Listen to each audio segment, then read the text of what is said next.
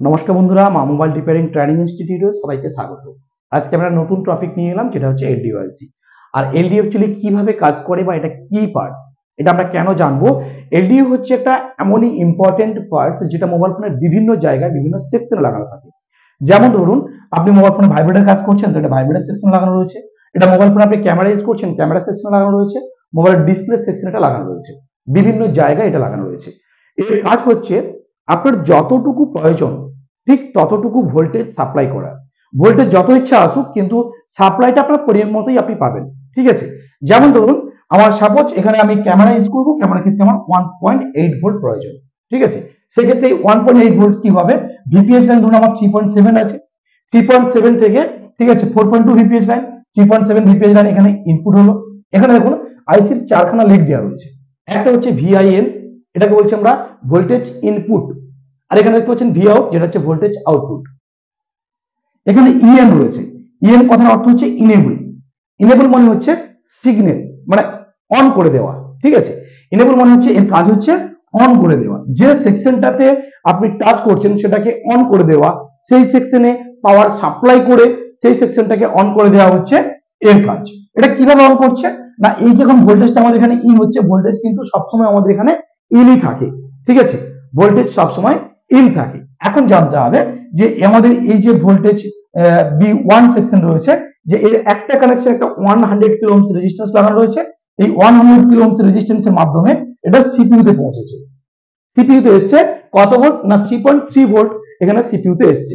এখন সিপিইউ তে যখন এসছে, এটা কাজ হচ্ছে মানে একে জাগানো, যে ক্যামেরাটা আমি অন করছি, আমার ক্যামেরা চালানোর জন্য ভোল্টেজ প্রয়োজন, যে ক্যামেরার জন্য যে ভোল্টেজটা প্রয়োজন সেটা হচ্ছে একে জাগানো। ঠিক আছে, যতক্ষণ না আমাদের এই সিগন্যালটা ইনেবলটা ঠিকঠাক হচ্ছে ততক্ষণ কিন্তু আমাদের ভোল্টেজ আউটপুট হবে না। ঠিক আছে, যেমন ধরুন যে ধরুন আপনি ঘুমিয়ে আছেন, যখন আপনি কোথাও যাবেন, কেউ যদি আপনাকে না ডেকে দেয়, কেউ মোবাইল ফোনে অ্যালার্ম দিয়ে রাখে, কেউ এসে কোনো ব্যক্তি হয়তো কাউকে ডেকে দিচ্ছে, এই যে জায়গাটা সেটা কাজ করছে হচ্ছে আমাদের ইএন লাইন, মানে জাগিয়ে দেওয়া। ঠিক আছে, তো এখানে ভোল্টেজ সবসময় স্টপ থাকছে, কিন্তু সিপিইউ কে সিগন্যাল দিচ্ছে। ঠিক আছে, সিপিইউ তে সিগন্যাল ইনফরমেশনে কাজ করছে আমাদের ইএন, যেটাকে আমরা বলছি ইনেবল। আর এখানে যতক্ষণ না সিপিইউ থেকে সিগন্যালটা ইনেবল হচ্ছে, অন হচ্ছে, ততক্ষণ পর্যন্ত আমাদের এখানে ভোল্টেজ আউটপুট হবে না। সিপিইউ যতক্ষণ না ইনেবল হচ্ছে ভোল্টেজ আউটপুট হবে না। এই জিনিসটা একটু বারবার করে এই কারণে আমি রিপিট করছি, ভালো করে ভেবে রাখুন। কারণ এলডিওআইসি অনেকেই জানেন যে এলডিওআইসি আছে, এর কাজ হয়তো অনেকেও জানেন, কিন্তু অনেকে ভোল্টেজ চেক করেন, বডি স্কিমেটিক দেখেন, সেখানে পয়েন্ট দেওয়া আছে বুঝতে পারেন, কিন্তু বুঝতে পারেন না যে কোন পয়েন্টটা অ্যাকচুয়ালি কি কাজ। সেই ক্ষেত্রে আপনাদের বলছি যে একটা হচ্ছে ভোল্টেজ ইন, একটা হচ্ছে ভোল্টেজ আউট। ইনেবল হচ্ছে ইএন, হচ্ছে ইনেবল, যেটা আমাদের সিগন্যালকে ইনেবল করে। ঠিক আছে, যতক্ষণ না ইনেবল সিগন্যাল হচ্ছে ততক্ষণ পর্যন্ত ভোল্টেজ আউটপুট হবে না। ঠিক আছে, আর একটা লেগ থাকে যেটা হচ্ছে আমাদের গ্রাউন্ড সেকশনের সঙ্গে জয়েন্ট থাকে। এটা আপনি দেখবেন ক্যামেরা সেকশনে পাবেন, ডিসপ্লে সেকশনে পাবেন, মোবাইল ফোন যেখানে ভাইব্রেটর লাগানো রয়েছে ভাইব্রেটর সেকশনে আপনি পাবেন। বিভিন্ন সেকশনে বিভিন্ন ভাবে লাগানো রয়েছে। একটাই কাজ মনে রাখবেন এলডিওআইসি, যতটা ভোল্টেজ প্রয়োজন ঠিক ততটা ভোল্টেজ আপনাকে সাপ্লাই করবে। ঠিক আছে, যেটাকে আমরা বলছি এলডিও বা ভিআরইজি, ভোল্টেজ রেগুলেটর আইসি। ভিআরইজি ভোল্টেজ রেগুলেটর আইসি।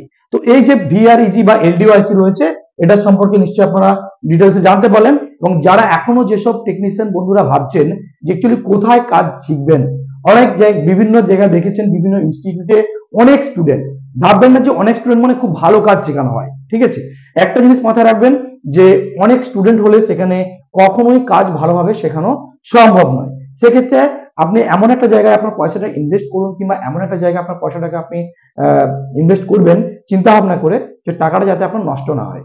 ঠিক আছে, যে টাকাটা আপনি ইনভেস্ট করছেন সেটা যেন ভবিষ্যতে আপনার কাজে আসে, এই চিন্তা ভাবনা করে আপনি মোবাইল ফোনের রিপেয়ারিং এর কাজটা শিখতে যাবেন। এবং কাজ শিখে যেন অবশ্যই আপনি একটা ভালো টেকনিশিয়ান হতে পারেন। যদি আপনি আমাদের এখানে কাজ শিখতে চান, আমাদের এখানে মাত্র 5 জন স্টুডেন্ট নিয়ে কাজ। যদি আপনি কাজ শিখতে চান তাহলে আমাদের যে স্ক্রিনে আমাদের কাছে আপনি কল করবেন, সেখান থেকে অবশ্যই আপনি ভালো টেকনিশিয়ান হতে পারবেন বলে আমি আশা রাখতে পারি।